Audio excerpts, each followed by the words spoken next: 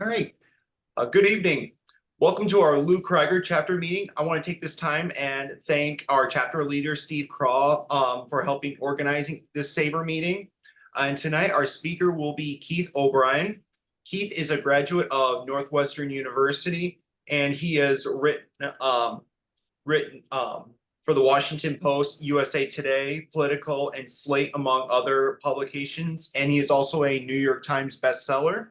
So tonight we get to hear about his new forthcoming book, Charlie Hustle, The Rise and Fall of Pete Rose and the Last Glory Days of Baseball. This book will come out on March 26th, but it is available for pre-orders right now. And now without further ado, I will introduce you all to Keith O'Brien. Awesome. Hey, thank you, Andy, for that intro. Thank you all for coming out here this evening. Always great to talk about baseball with people who care about baseball. So I'm gonna share my screen. Just to be clear, I'm not gonna do a PowerPoint or anything, but I thought I'd show you a few fun things, and then we can have a chat. Again, I think especially in a Zoom, no one wants to hear anybody talk for 40 minutes or anything crazy like that. I think I'll just talk for 15 or 20, give you a little bit of background of the story I've told here, how I came to it, why it matters. And then we can, talk baseball, and we can talk Pete Rose. And, Pete Rose is one of the great sports bar debate topics. So it should be fun. So as Andy said, the book comes out on March 26th. This is the book jacket. I love it. This just because we're all huge baseball nerds here. This is Pete Rose at the 1972 World Series. He is at Riverfront Stadium, and he is about to round second base there against the Oakland A's. So and a little bit about me, as Andy said, I'm a writer, an author. Went to Northwestern. Actually, I'm from Cincinnati originally, and do have a bit of a connection to your neck of the woods there. My grandfather lived in Merrillville, Indiana for many years, up there in northern Indiana, not far from West Lafayette, actually.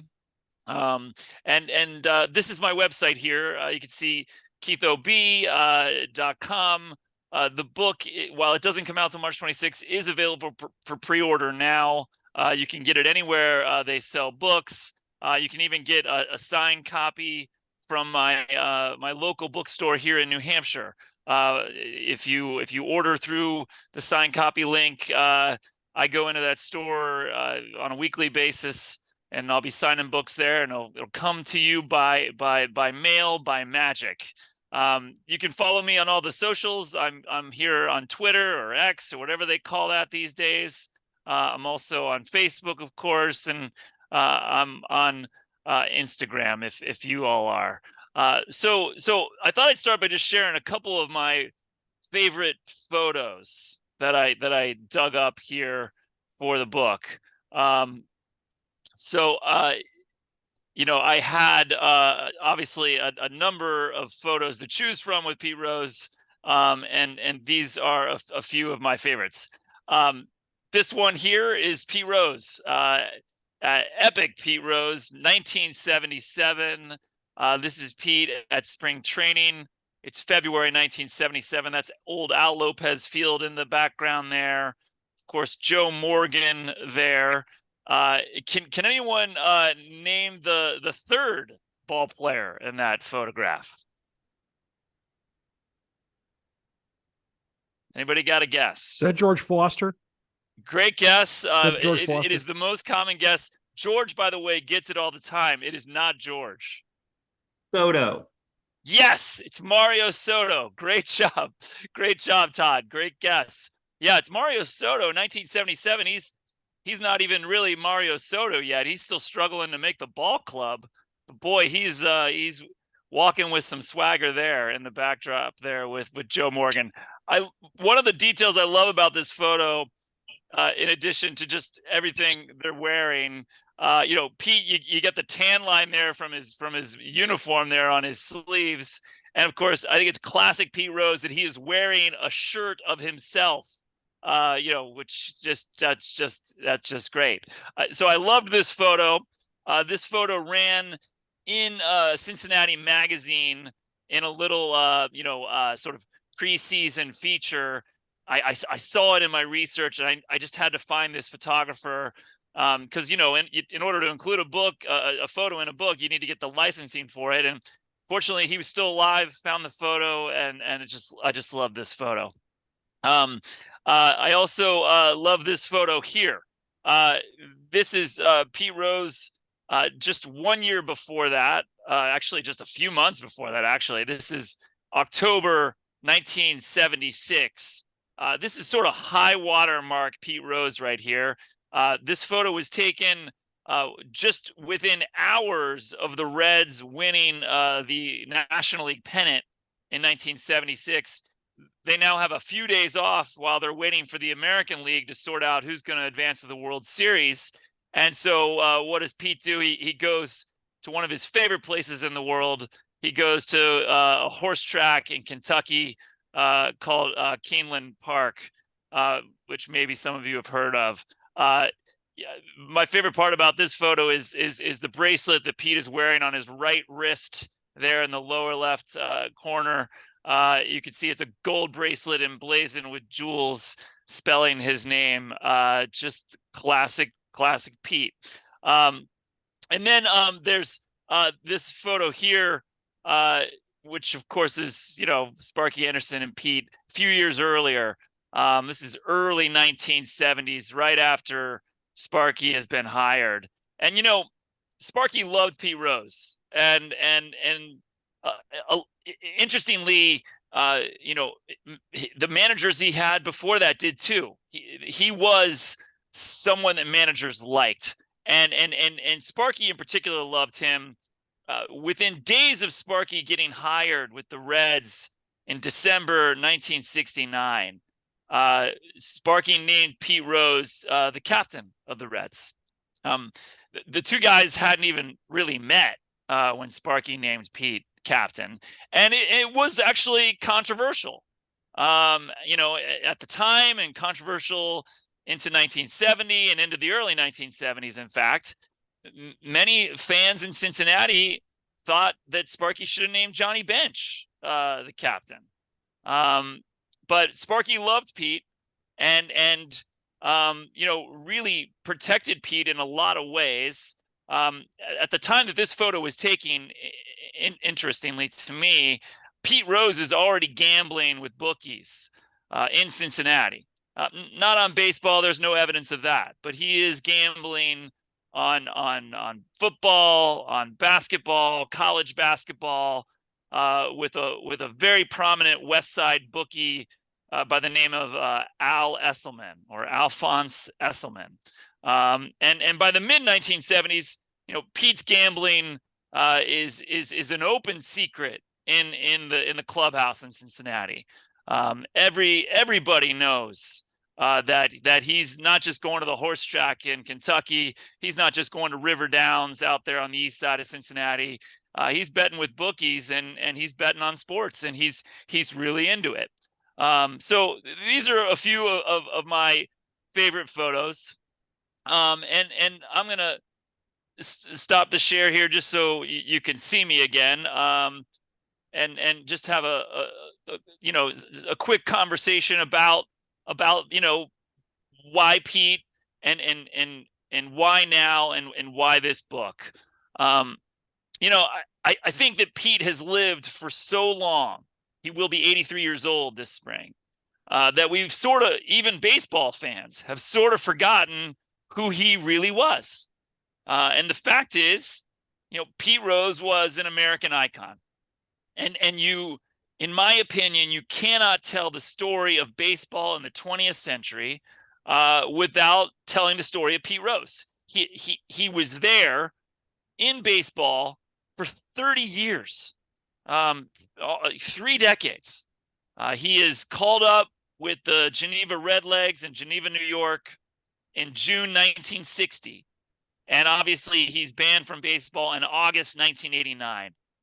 30 seasons in professional baseball. And he's there at all of these crucial moments. Obviously, there's the big moments on the field, which are numerous, including, the collision to home plate, All-Star Game 1970. We all remember that, but it's almost not as remembered as I think it should be. That game was the most watched All-Star game in history up until that moment, which is one reason why it was so remembered. 50 million people tuned in that night to watch the game. The stadium was sold out in Cincinnati. President Richard Nixon was behind home plate. Incidentally, Nixon doesn't leave the game, right? Presidents come to All-Star games today. They throw out the first pitch, stay for an inning, and leave. Nixon stays. He's there when Rose plows into Fosse to end it. Obviously you have all those key moments in the 70s. The fight with Buddy Harrelson, 1973. The epic World Series, 1975. The back-to-back championship in 1976. Pete Rose's 44-game hit streak, 1978. And then, of course, breaking Ty Cobb's hit record in the mid-1980s. But the thing is, it wasn't even really about the hits that mattered. People loved him because of how hard he played. It's interesting to me that players that I interviewed for the book and players who were interviewed back at the time marveled at how hard he played. He was actually disliked by many ball players because of how hard he played. And this was at a time when players were playing hard. No one in the 1960s into the mid-1970s was on anything more than a one-year contract. They were all playing for their next year's salary, every single one of them. So they did play hard, and they still didn't understand how hard Pete was playing. We wouldn't even know what to do with a guy like Pete Rose if he was playing today. We wouldn't even know how to quantify him. And that nickname, that is the title of my book, Charlie Hustle, was born, as some of you may know, out of this sort of angst or frustration about how hard Pete played. This nickname was given to him by Mickey Mantle, Whitey Ford at spring training 1963. And a game that the Reds played against the Yankees at Al Lopez Field. It was a sellout at spring training. It was broadcast live back in New York and Cincinnati, which was rare in that day because the Yankees were so huge. And Mantle gave him this name, sort of laughing with Whitey Ford, because they thought it was absurd how hard this kid was playing at spring training. It was really an insult. But Pete turned it, that whole summer, 1963, in every town he went to, he told the press that Mickey Mantle had called him Charlie Hustle, and he spins it in his favor and tells it so often and so much that he spins it into a compliment. So he plays so hard. He is, written into the story of baseball in the latter part of the 20th century.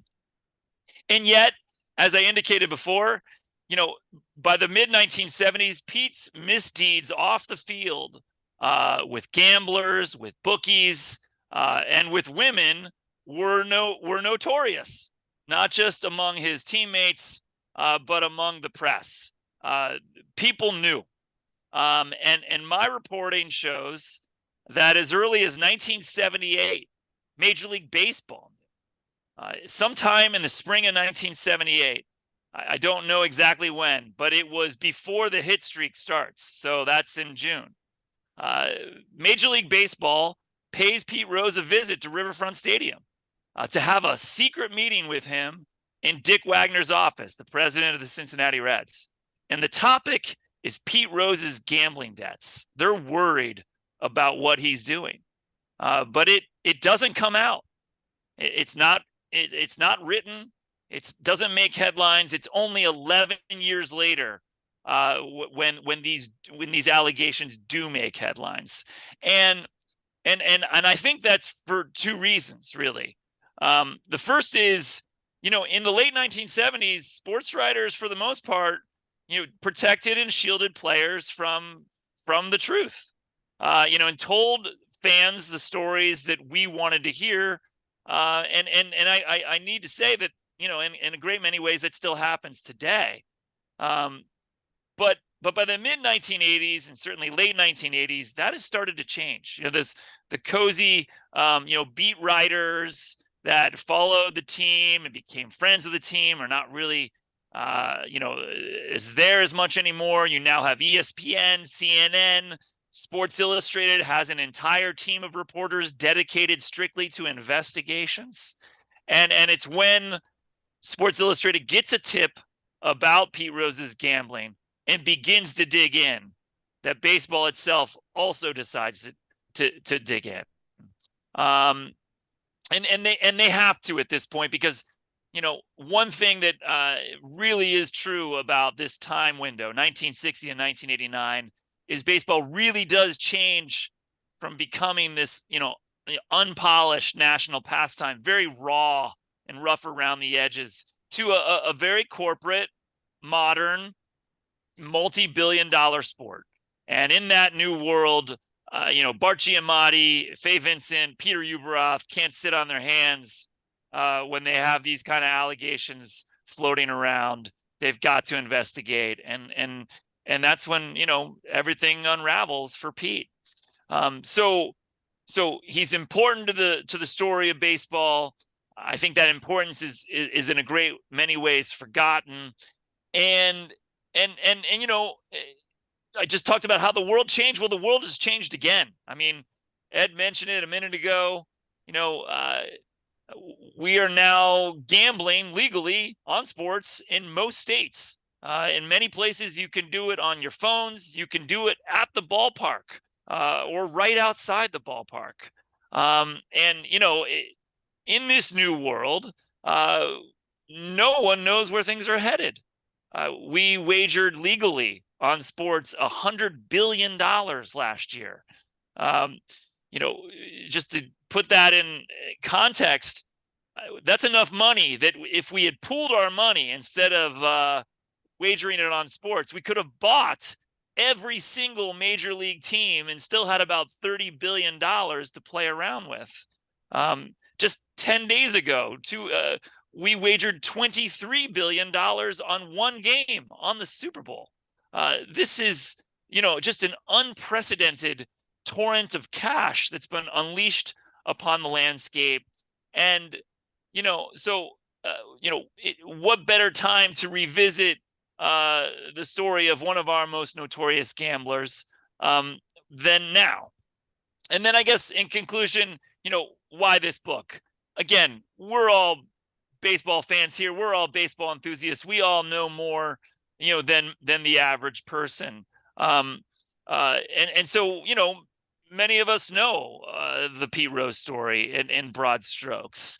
But I really feel like it has never been written in the way this book is. I got unprecedented access to Pete Rose and his inner circle, and did unprecedented reporting in the federal court documents around all of the men who were arrested around Pete.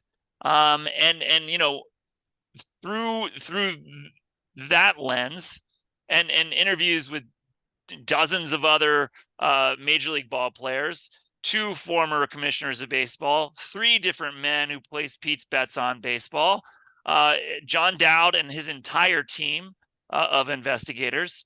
I think I have a story here that frankly has never been told before, with details that have never been written about before. And certainly getting access to Pete Rose helped. Pete has written a number of books over the years, as we all know.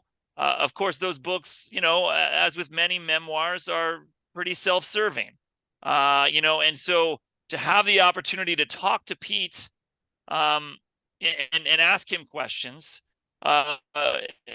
was crucial to the book. But ultimately my access did end for reasons I don't know. Like I said, I interviewed Pete for 27 hours and spent a few days with him, both in Las Vegas and on the road. It was after that time that he just stopped calling me back, and he shut down. And I don't know why. I can only speculate as to two reasons. Like any person, I think Pete wanted some control over this narrative. I was not going to do that.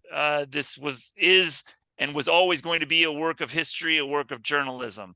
But two, I pushed Pete, and I asked him hard questions, and I think I pushed him as far as he could go. So that's a little bit about the story. And I guess in conclusion, I'll just answer a question that I'm sure will come up immediately, about Pete Rose and his Hall of Fame status. And I guess, that is the ultimate, right, late night sports bar argument, Pete Rose in the Hall of Fame. But it is really a hypothetical argument built on a mountain of hypotheticals. Pete's not on the ballot. He's not getting on the ballot. At least while he's alive, I don't think there is any chance for him to be voted in. Pete himself really knows there's no chance, which is why many of us have probably seen him, christening casinos or appearing on gambling podcasts. This is not the behavior of someone trying to curry favor with Rob Manfred and Major League Baseball. This is the behavior of a man who is living his life as he wants and doesn't care about the consequences anymore. I think the more interesting conversation, the more interesting debate is about how we celebrate athletes in this country. Are we celebrating them for the lives that they've lived, or are we celebrating them for the art that they created? And this was a question that Bart Giamatti himself identified on the day that he banned Pete Rose from baseball in late August 1989. On that day, Pete was still eligible to be voted into the Hall of Fame. His name was going to appear on the ballot 2 years later in 1991. And so at that press conference, reporters asked Bart, what should we do with him when he comes up on the ballot? And you can go on YouTube, by the way, and watch most of this press conference in its entirety. And it is truly like a master class in crisis management. Bart gives a very short statement at the start, and then he takes questions for nearly an hour. And I just want to pause to say, imagine any league commissioner taking questions on live television, live national TV for an hour. It just would not happen today. Bart does it. And in that Q&A, he's asked, what should we do? And Bart says that he will do nothing to influence their vote. Pete will appear on the ballot, as would anybody else. And he looked forward, he said, to seeing how they judged life and art. And, I don't think that's a black and white conversation at all. I think there's a lot of nuance to it. But historically, I will say that sports writers, baseball writers, didn't spend any time debating the players' lives. From 1936, the first class that was voted in, really for the next 50 years into the 1980s, sports writers are not debating players' lives. They're really just focused on the art. And that does begin to change. And you see it in some of the votes, You see it when players who were arrested for cocaine or connected with cocaine in the 1970s don't get in the 80s. You see it when players who weren't nice to the media, friendly, like Jim Rice, don't get votes in the 80s and 90s. It really is a shift that comes. And And I think one reason for that is simply that the Hall of Fame was just a much smaller deal, back in those days. The crowds were smaller. The celebrations were smaller. The players gave no speeches for decades. When they did start to give speeches, they were very short. Ted Williams spoke at his induction in 1966 for 6 minutes. These days, the crowds, as some of you may know if you've been there, over 100,000 people, sometimes larger. The players give speeches lasting more than 30 minutes, celebrating themselves.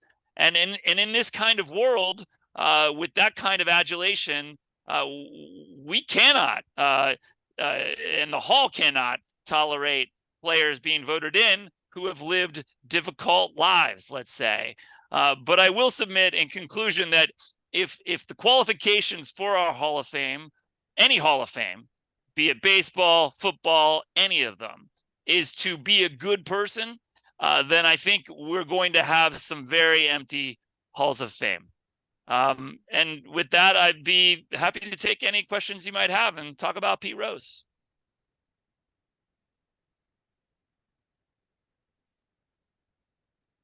Yeah, Bruce.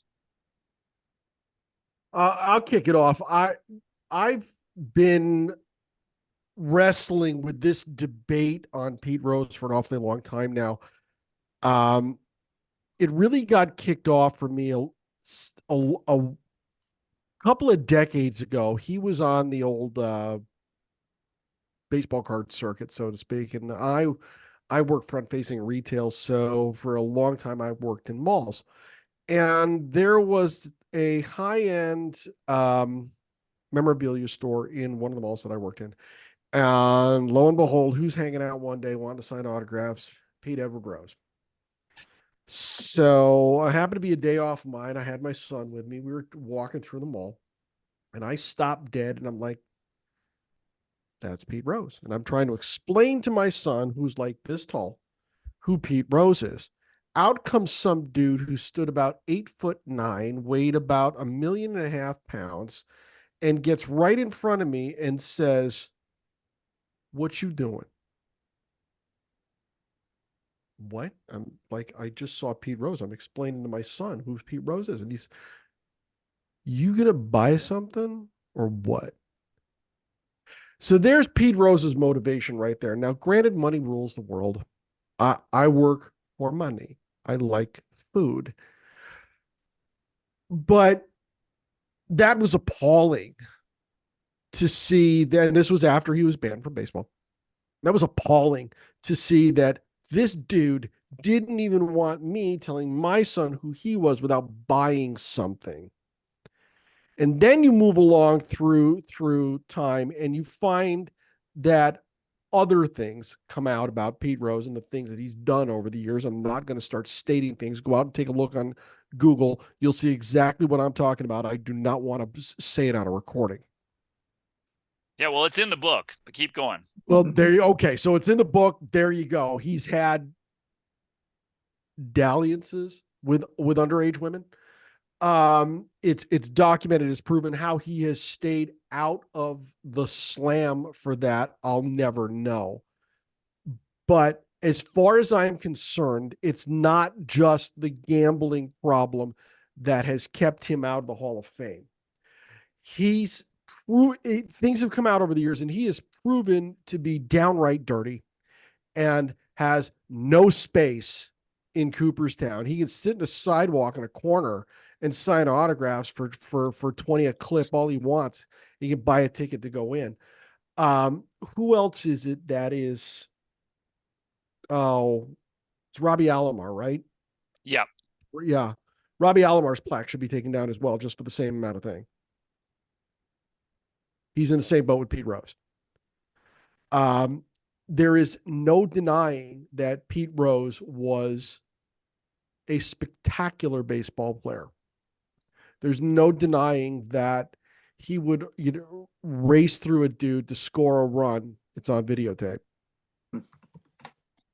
There is no denying he's probably the dirtiest dude of our time to play Major League Baseball, and based on today's morals, should not be in the Hall of Fame ever. Yeah, well, I want to say that my book is not about that really at all. One thing that is unique about my book, in addition to the fact that it is the only book that Pete has ever spoken to or spoken for About time. had no control over it. That's unique. The other thing that's unique is I'm not taking sides. You know, Yeah. I looked at his story through the prism of history, the good, bad, and the ugly. You reported that, on a granular level. Let people come to their own conclusions. And I want to say, like, this, just to be completely clear, the story is about women in the 1970s are part of the book, because I think it's critical to understanding his unraveling as a man. I mean, what's fascinating about Pete, again, whether you like him or not, is that at the moment when he's having his greatest success on the field, I'm talking about that window of time from, the late 1960s to the late 1970s. He is really going straight downhill off the field, and it is stunning, that sort of dichotomy. He's moving in one direction on the field and a totally different direction off the field, and I think, frankly, it's because of the same qualities. That on the field, he gave nobody no quarter. He would give you nothing. He would slam into you at second base. He would slam into you at home plate. Multiple pitchers I interviewed said that Pete Rose was harder to get out when he had 2 strikes than when he had none, because he would bear down. And so he succeeds on the field because he refuses to lose. He refuses to give you anything. He always believes he's going to prevail, even when the odds are against him. He believes he's going to prevail. And then off the field, those same qualities are why he absolutely unravels. He believes he can do anything. He believes he can't be stopped. And frankly, for a long time, he's right. Because he's protected by so many people. Well, I'm going to follow up with a lot of what you just said, and then I'm going to step aside for Andy. In your research writing this book, and I did have to jump out of the meeting because my internet connection was doing backflips, so you may have said this while I was out. Did you form an opinion on Rose that obviously is not in the book, but now that you've had this opportunity to do this research, write this story, get this out there, has it helped you form an opinion on what you believe Rose's legacy should be, what his accolade should be, whatever that might be? Yeah, I thought a lot about legacy. Ultimately, in the end, I think Pete Rose's story is a cautionary tale. He really was an ordinary athlete. There was no reason why he ever should have even signed a contract to go to Geneva, much less than, have a great season the next year in Tampa with the Tarpons, and then have a great season with the Macon Peaches. Like, he really was ordinary, and he eked everything out, every ounce of talent that he had. He eked out of his body, and then somehow, parlayed into one of the greatest careers, again, on the field, one of the greatest careers in baseball history. And so he has it all, and he really does, self-destruct. And that, I think, is just a universal human tale. And so I think in the end, Pete Rose's tale is a cautionary one, and it's a Greek tragedy that just happened to play out on an American ball field. Yeah, Andy. All right. Thank you, Keith, and thank you, Bruce. Thank you, Bruce, for sharing that story. I think it's important that we hear about these stories and how we view Pete Rose, and thank you, Keith, for your objective research on Pete Rose on this topic. I'm just curious. You had mentioned in your presentation that he had done that when in the 70s, that's when he started doing the gambling outside. In your research, did you ever find what his teammates felt about gambling, since that it sounded like they had some knowledge? How did the teammates feel about it? Were they like, it's his own thing, let it be, or were they like, something's a little off here? So there's two different perspectives on that. On the one hand, every baseball player, most baseball players, I should say, engaged in some form of gambling in the 1960s and 70s, especially at spring training. Spring training was essentially a gambling playground for these guys, and I mean legally. They would play afternoon ball games down there and at the Grapefruit League around Tampa, and then they would all go out that night. And sometimes they would hit the horse track, Tampa Downs, and then hit the dog track. But the dog track at night in Tampa in the 1960s and 70s was a scene of prominent baseball players. So again, baseball was much more unpolished in the 60s and 70s. And in this time, not only are players gambling at the tracks, I believe many players had bookies, which were pretty easy to get if you had money and fame in that time, and so some players were aware of what Pete was doing and didn't really have a problem with it. But I will say that one story I unearthed that's in the book is that in 1975, at that epic World Series with the Red Sox, at some point in that series, Johnny Bench, after batting practice, found Kurt Gowdy, the famous broadcaster for NBC. Gowdy was sort of like a godfather of the sport at that time, and Johnny Bench finds Gowdy at Fenway, somewhere around the field, to have a conversation with him. And Bench said, according to Gowdy, that he was worried about Pete Rose, and he was worried that Pete Rose was hanging out with what Johnny Bench referred to as bad guys. And that fall, there was a man who was traveling with Pete Rose. He was at the World Series. His name was Mario Nunez. He was a well-connected man in the Tampa gambling circles.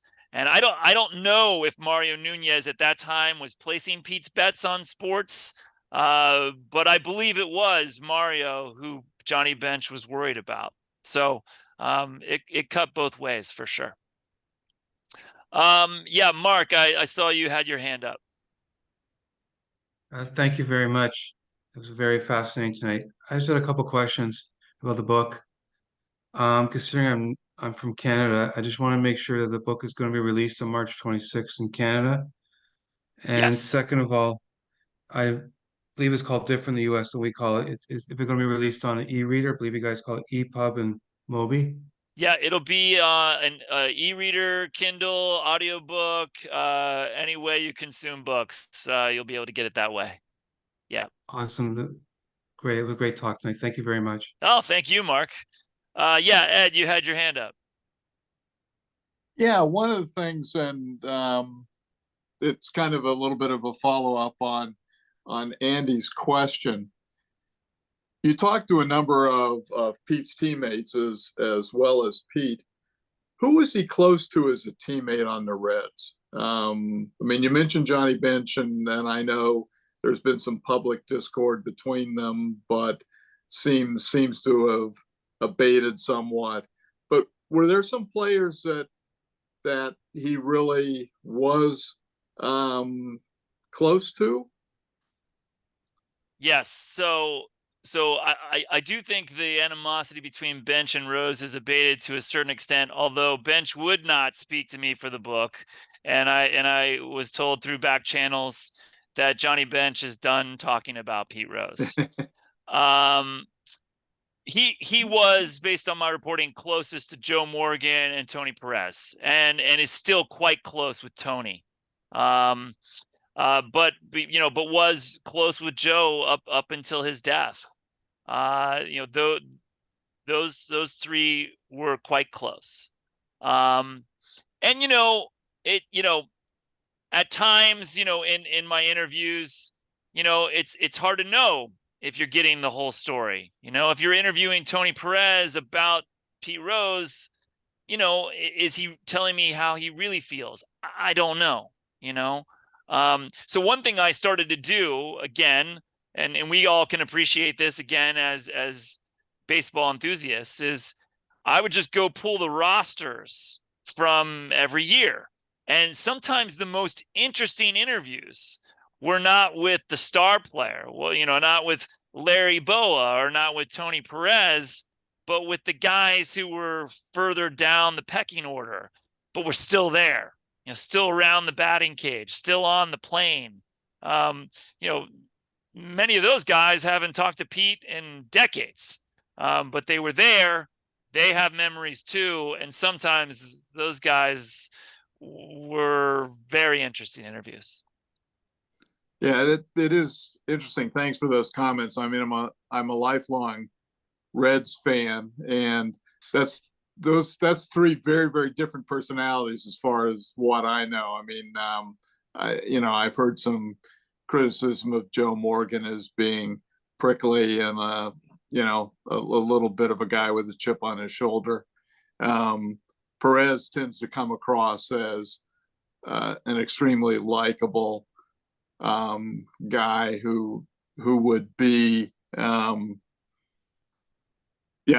think I could understand that you might wonder if he was being totally candid with you, because he seems to be so nice. He's so nice. Yeah, he really is. And he really is. Yeah. And that was why, I mean, that probably influenced why he was one of my favorites as opposed to Morgan, Bench, and Rose during that time frame. But since you opened up this possibility, amongst the other players that you talked to, tell me a little bit about some of the interesting interviews you got from some of those other players on the roster that only a guy like me, who's a big Reds fan, would remember.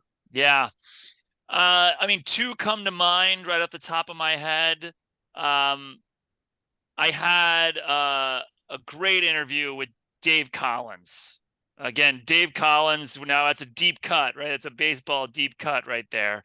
But, Dave Collins is a rookie with the Reds in 78, or his first year with the Reds anyway. He's been traded there over the winter, and he comes in just absolutely, starry-eyed and in awe of Rose. And, 78 is a disappointing year, but Dave Collins' memory for the Reds, I mean, but Dave Collins' memories of the 78 campaign are crystal clear in his mind, because he was, 24 years old and, sitting on the bench and just soaking it all up.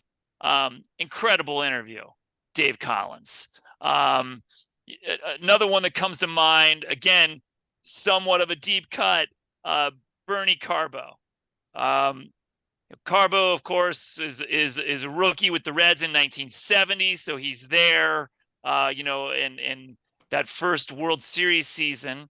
More important to my narrative, Carbo was, there at the 75 World Series. And again, most of us here will remember it, but most others have forgotten. It's Carbo who ties the game.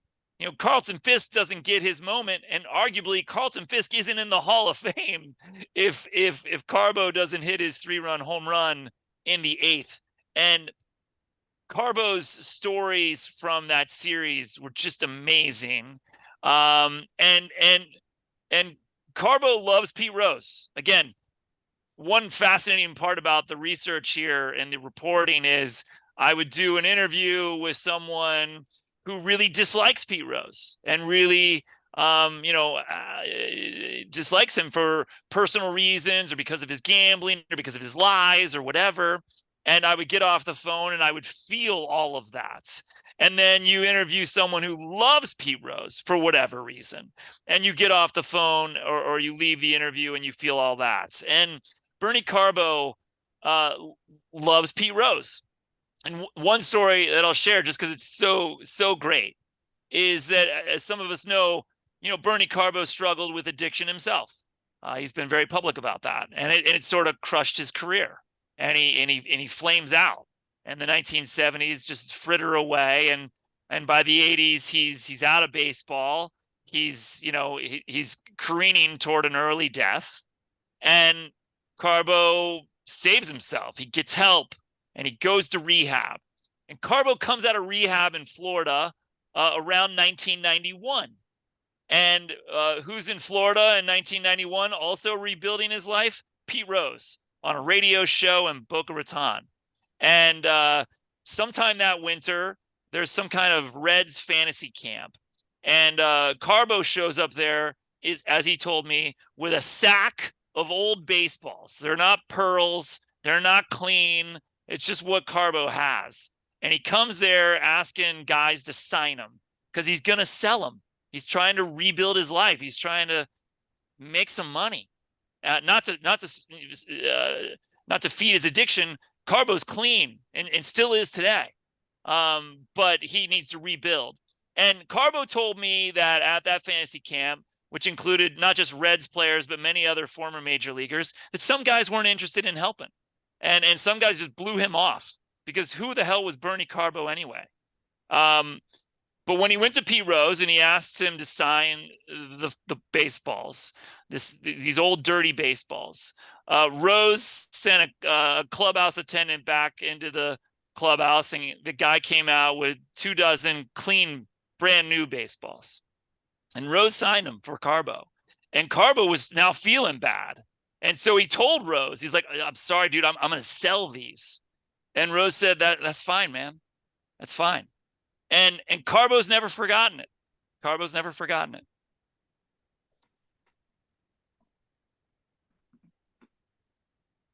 Can you hear me, Keith? Yes, I can. Yeah, Keith, Jeff, go ahead. Yeah, this is Jeff Luzada. They call me Sweet Lou. Big Reds fan. Appreciate you doing this. I wonder if you could elaborate a little bit. Did you interview Pete's son regarding his habit? Yeah. You mean Petey's habit or Pete's? No, habit? Pete's. What did Pete Jr. think of his dad? So I met Petey in person because I interviewed Carolyn Rose, Petey's mom and Pete's first wife, at length on a few occasions. And so I met Petey on one of those days in Cincinnati. But ultimately, Petey did not talk to me. Some of Rose's kids did, but Petey did not. I interviewed a lot of people who know Petey well, including his former high school and Legion ball coach in Cincinnati. And, Petey is really a lot like Pete in the sense that Pete Rose, the elder, loved his father. Loves his father. And anyone who knows anything about Pete Rose knows that Pete adores and still showers adulation upon his father to this day, even though, objectively speaking, I think Pete's father was a very difficult man and somewhat of an overbearing, youth sports parent. Let's put it that way. And but despite all that, Pete Rose loved his dad. And still does, even though he's been dead for 50 years. And Petey really does feel the same about his dad.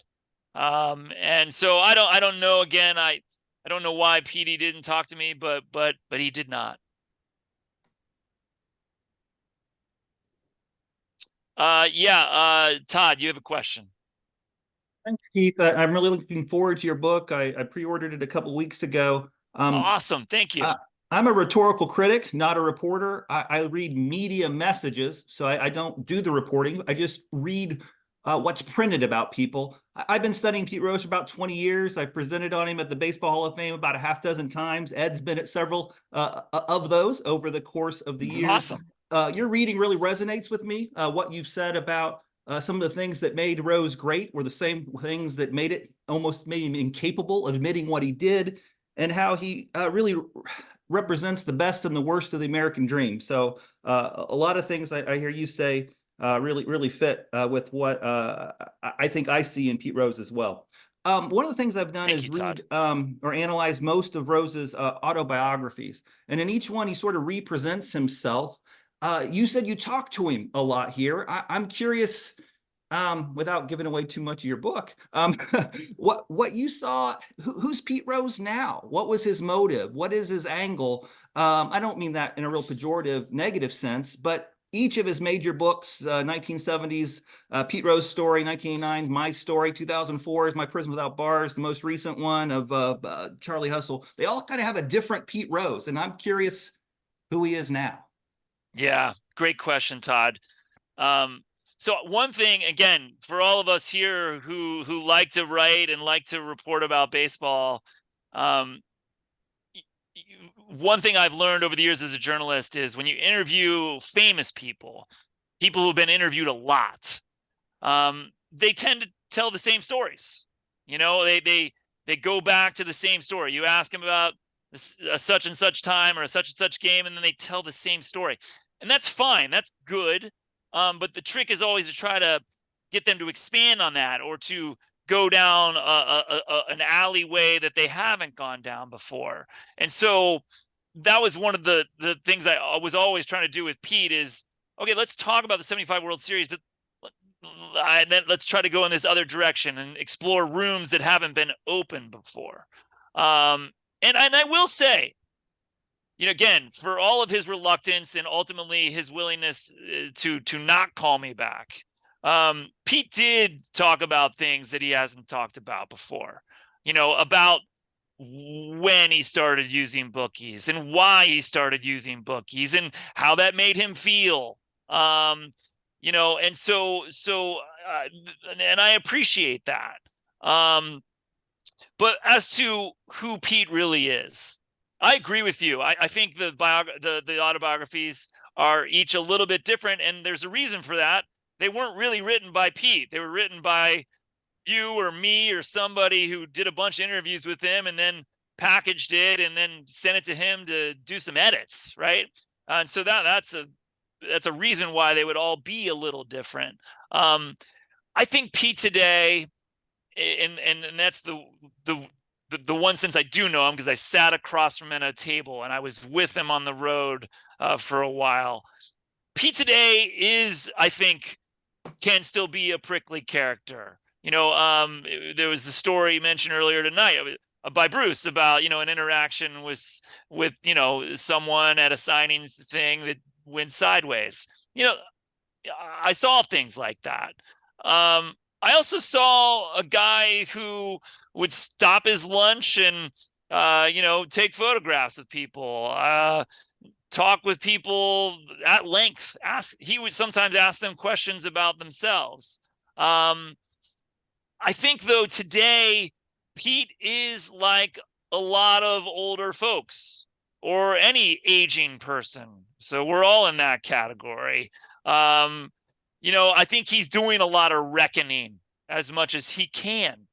I do think there is a wall that Pete won't go through. You know, he still can't be weak. He still can't be vulnerable. He will never sit across a table from someone and break down and cry as he talks about the past. But, you know, when I asked him, you know, about, you know, how it feels, you know, all these many years later to still be out and sort of shouting at the sky in the hinterlands of his own sport. I mean, he said at one point, and this quote is in the book, he said, "It drives me crazy. It drives me crazy." And you know, I think it does. I think it does. And that's got to be hard to live with. Keith, I got one little thing here to show you. I don't know where you can see it or not. This is 19. I don't know where I can get it in the camera. Hold it a little further back there, Jeff. Hold it a little further away, maybe. Yeah, right there, maybe. Yeah. And what is that? That's a picture of Pete. Oh, you can't see it, but he's in the middle there. Oh, I see him with the flat top. I see the flat top. Yes. Yeah, that was 1968. He gave me a trophy when I was in the Little League, so pretty proud of that. I met him a couple times down in Cincinnati. He was always very cordial. I did order my book last week, so thank you. I'm looking forward to it. But I got a nice keepsake. I haven't washed my shoulder for years since he had his hand around it. But no, I'm only teasing. But I was a big Pete Rose fan. I played high school baseball, and I played just like he did. He's famous for. I always ran harder on a walk than I did a base hit, simply because of Pete Rose. So I'm really looking forward to your book. Well, thank you, Jeff. And I will say, like, I know there, some folks in the meeting tonight love Pete Rose, others don't. I don't think that's material as to whether or not you'll enjoy the book. I think, Pete Rose is a seminal character in American history, and he's a damn interesting one. Again, whether you like him or not, and I hope the book captures that. Yes, Steve, you had your hand up. Yeah, I know that over the time I've heard a lot about, in clubhouses they have that statement up on the wall about gambling. Today, you talked about all the legal gambling, so I don't know if that went out the window.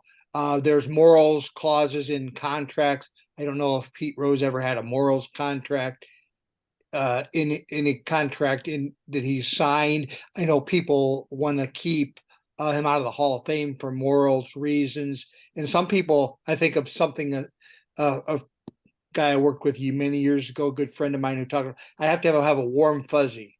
I have to have a warm fuzzy feeling about the person, or I can't look past that. I know that's a lot of things I threw at you. Thanks again for this opportunity. Oh, thank you, Steve, for having me tonight. Yeah, I mean, I don't know about Pete's contracts. I can tell you for a fact, no ball player in the 60s, 70s, or early 80s had anything about morals in their contract. That's for sure. That's something that also changed over time that maybe Ed can weigh in on from a sports law point of view. But it was not part of contracts back in the day. David and then Andy. Go ahead, David. You're muted, David. Yeah, thanks. Really appreciate the presentation and looking forward to buying your book. Thank you. I'm curious, you also said that you reached out to, if I understood you correctly, to some of the folks in Major League Baseball who were involved in that. And that's a completely different, obviously, side of that. But from some of the people that you talked to, years ago, I lived in Milwaukee and knew some folks who knew Bud Selig. But to what extent did you talk to anybody in the commissioner's office and kind of their take of the situation? Because, that's been obviously bandied around quite a bit since. Yeah, great question. So I did interview Bud Selig. I also interviewed Faye Vincent. I interviewed John Dowd and his entire team of investigators, which included Kevin Hallinan, who was the former director of security for Major League Baseball under Bart Giamatti and Peter Ueberroth. Again, if you pick up the book, you'll see that, what I've tried to tell here is a narrative about a man, someone's rise and fall and the wreckage that this creates. And it is a lot of wreckage in the end. And I think in a lot of ways, we as baseball fans, and in some ways baseball itself, is still sorting through the wreckage of that time. It's honestly, Pete Rose being banned from baseball and then lying about it for as long as he did, really is like a plane crashing into a side of a mountain. It just scattered all this wreckage all over the place. And so, Bud Selig was an interesting interview. Faye Vincent was crucial and great. I spoke with Faye countless times. And I have to say, again, I've been privileged to interview a lot of people over the course of my career. Faye Vincent is one of the smartest people I have ever spoken to. He is just so insightful and so grounded, and his memories of this time again are emblazoned upon his brain, because this was a moment where he and his buddy Bart Giamatti were about to take over as commissioner and deputy commissioner. This was the high water mark of their lives. And unfortunately, for Bart, it wouldn't last long, which is part of, I think, the Greek tragedy here. But as far as current Major League Baseball, no, Rob Manfred would not speak with me. Major League Baseball, while cooperative and very helpful at times, but also did not want to speak on the record about Pete Rose. Yeah. One other thing I'll add, you may not be able to see it because of the video, but I'm holding a baseball. Back when I was a kid, I'm 60 now. There were a lot of card shows held at hotels and malls on the weekend, and Pete actually signed this ball for like $2 at a National Guard facility in Anderson, Indiana, where I grew up. But also on the same ball, I have Bob Feller, Bill Buckner, Lou Brock, Ken Griffey, and I believe I think George Foster's on here too. That's so cool. I love it. And so, just the experience of it. And I've got two boys who are 29 and 21 who've grown up with baseball. And my younger one, he's a big Reds fan and played baseball for several years. So yeah, it's kind of an interesting experience, what we talk about with the Hall of Fame and just the conversations that we have. So that's awesome. Thank you. Thanks. Thanks for sharing that, David. I appreciate that. That's Steve, I great. thought of somebody that I asked you that you might have talked to, Dave Yeah. Pallone. Yes, I I did was there interview the day Dave. I was there. It just happened to be in the ballpark when they had a little altercation. So I was just curious about that. I did interview Dave at length. He was very gracious with his time. Yes. And a great interview. Also incredibly thoughtful. And it doesn't hold a grudge against Pete. Not for what happened on the field that night in April 1988. Yeah, Andy, you've got your hand up. All right. Thank you again, Keith. This is a question from one of my colleagues, Tim Tassler, who does a great job with the Fort Wayne Kikianga chapter. I apologize if you'd already covered this, but do you believe that if Pete Rose came out clean at the very beginning of his career, if he came out clean on betting on baseball, would he be in today? So I will say this definitively based on my reporting. Pete Rose is called to New York February 19th, 1989 by Peter Ueberroth, Faye Vincent, and Bart Giamatti. They are about to pass the torch. Ueberroth is about to step down. Giamatti is about to take over. Faye Vincent is already in the office because he's going to be Bart's deputy. And they call him to New York for a secret meeting in Ueberroth's office because they've heard rumors that Sports Illustrated is investigating a tip that Pete has bet on baseball.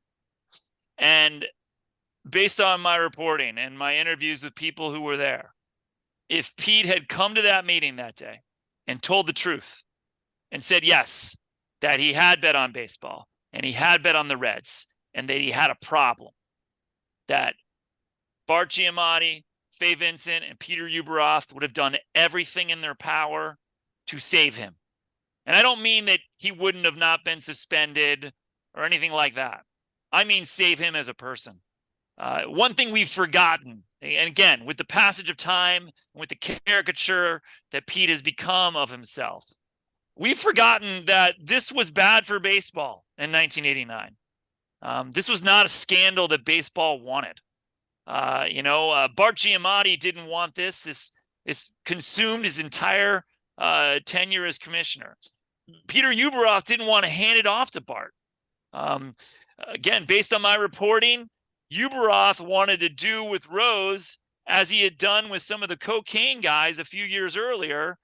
Some of you may remember, the Dave Parkers, the Keith Hernandezes, the Dale Barras. They didn't get suspended. They didn't get banned. Ueberroth worked out a deal where they all, fell on their swords and they all gave money to drug rehab programs, and the problem went away. I think something similar would have happened with Pete Rose in 1989 if he had been honest then. Yes, Ed. Yeah, thanks. And I will verify that all my research shows there's not a morals clause as we know it, particularly in the entertainment industry, that exists in the uniform players contract, the standard players contract. One of the things that hasn't come up tonight that did come up when you talked to the South Carolina group is the charisma that he has, and the fact that many people are really starstruck when they see Pete. I think you said basically that the charisma is very palpable. You've seen that firsthand. Yeah, I have, and it actually caught me off guard the first time I saw it. Pete does, if you ever are, if you're ever in his presence, and I mean just, one-on-one or at a table, he has a thing that a lot of famous people have. And a lot of famous politicians in particular have it. That sort of feeling that he can make someone feel like they're important. Pete has that. And I've seen people in Pete's presence break down and cry when they meet him. And it is, I've never seen anything like it, frankly, with any other famous person I've been around. People sometimes will break down and cry when they meet Pete Rose. And interestingly, they're typically men of his age. And so at one point I asked Pete on a certain day when this happened, I said, what is that? Why does that happen? And Pete said, I think I remind them of their fathers. I think I remind them of their childhood. And again, Pete sometimes isn't so self-reflective, but I sort of think he might be onto something there. Were there some comments that you got about some of his players in terms of his managerial ability? Yeah, interestingly, the passage of time is an interesting thing. You go back, let's just take Dave Parker, for example. Dave Parker had a very contentious relationship with Pete Rose in Cincinnati, and it ended really badly. Pete was blaming Parker for some of the things that Pete himself was doing. Specifically, when Parker was traded to the A's, Rose said that one of the reasons why Parker was traded, this is back in 1988, was because Parker had too many hangers-on in the clubhouse. This is at a time when Pete was at his absolute nadir of gambling and had his runners all over the place inside that clubhouse. And so Parker was furious with him back then, and said all these negative things about Pete. I interviewed Parker for the book, and with the passage of time, the the edges get sanded off, and Parker had nothing negative to say about Pete Rose. And I said, well, what about these things you said about him back in 1988? He'd say, well, I don't know, it's a long time ago. And so anyway, all that to say, opinions do change. But certainly, I don't think my reporting shows, and this isn't anything new, Todd, you could speak about it at length. Pete wasn't a great manager. He wasn't some in-game strategist, and that was one of the complaints. A second complaint was, and this is true of a lot of really good athletes who take over as coaches, he was a great hitter, but couldn't seem to teach his hitters how to hit. And so I think he was just a charismatic presence to have as the leader of a club, and not necessarily a great in-game strategist or coach.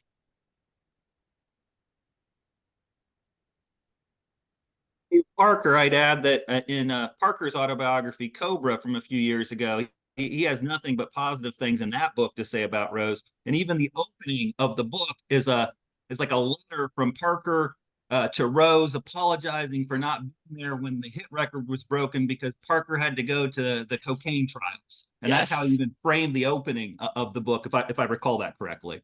Yeah, you nailed it, Todd. I mean, it is so interesting. But that often happens, with the passage of time. If you live long enough, opinions change, memories fade, anger fades, feelings fade, and new ones arise. And so that is an interesting one, Parker.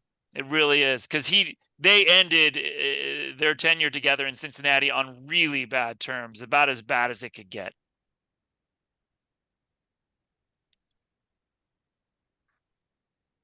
Well, I just so thankful for everybody's time tonight.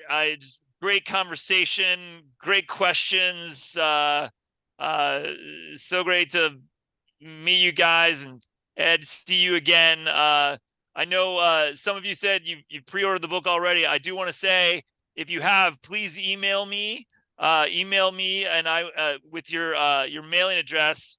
I have a very special Charlie Hustle bookmarks here, and I'd be happy to mail you your very own Charlie Hustle bookmark, and you can read your book and all books with Pete Rose going forward. So please email me, and I'll be happily send you a bookmark to use with your book. It would be the least I can do. All right, thank you very much, Keith. We really enjoyed your presentation. And me personally, I will be sure to pre-order the book tonight. Were there any other questions? Anybody wanted to get it? Anybody wanted to ask? All right. All right. Like I said, thank you very much, Keith. Thank you guys. I want to let everyone know that in April, at the Mishawaka Penn Harris Public Library, if you're all in the area, I'll be doing a presentation on South Bend and Mishawaka baseball. If everyone's interested, it'll be part of the American Heritage Spotlight program that goes on the second Tuesday of every month at Mishawaka. That's the only baseball thing I know going forward. Steve, do you have anything else going forward? I'm always thinking about baseball all the time, but I would like to make this either Zoom or in-person thing a little more regular thing than we have been doing, and I'm going to reach out to people and see how that would work. But this was very good, and I thank Keith so much for kind of helping us kickstart. Yeah, I'd be happy to remind people that SABR 52 will be held in the Twin Cities in Minneapolis. And so for those of us who are part of the host chapter for that. If you don't have a room, you could stay at Ed's house. Yeah, well, I've got a couple guest rooms. So yeah.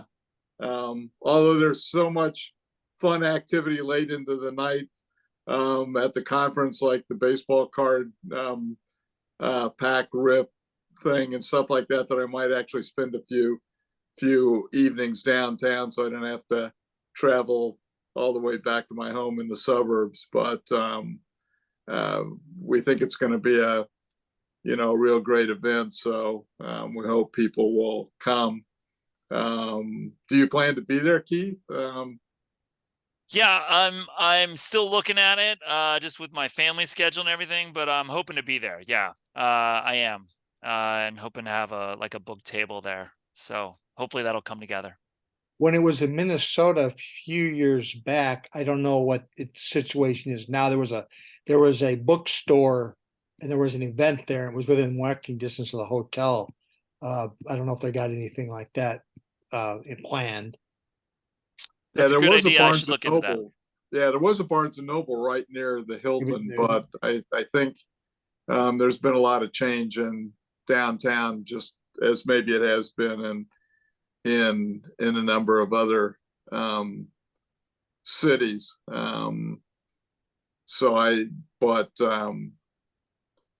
Typically you can get an opportunity to be in the room with McFarland and Nebraska Press and a few others that do so many baseball books. And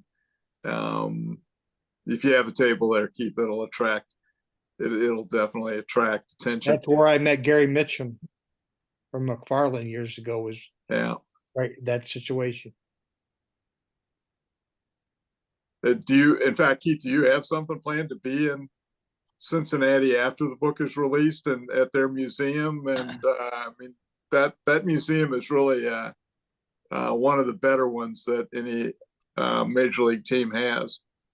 Yeah, I'll be at I will be in Cincinnati. I've got a little bit of a tour schedule. It's on my website right now. The closest I'm going to be up by you all, I'm going to be in Carmel, Indiana. I think on the 4th of April. I'm in Chicago on, I think, the 9th. I am in Cincinnati for a couple days, and the launch week. And I will be having an event at the Reds Hall of Fame. I'm just not sure when yet.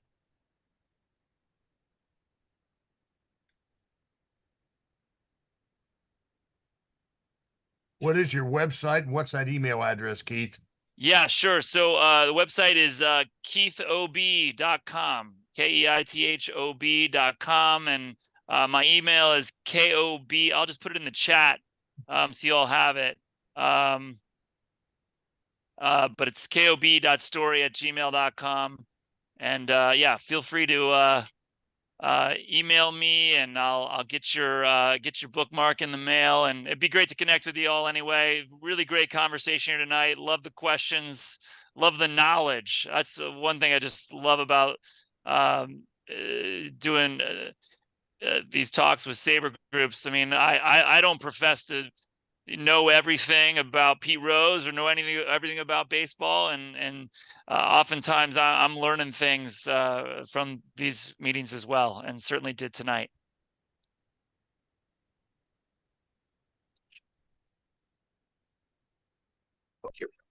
All right. Yeah. Thank you.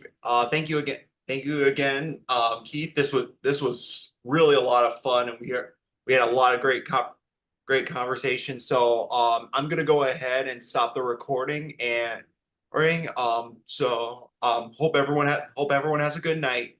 Thanks so much, guys. Thank you. Thank you, Keith. Yeah. Thank you. Bye-bye. Thanks again.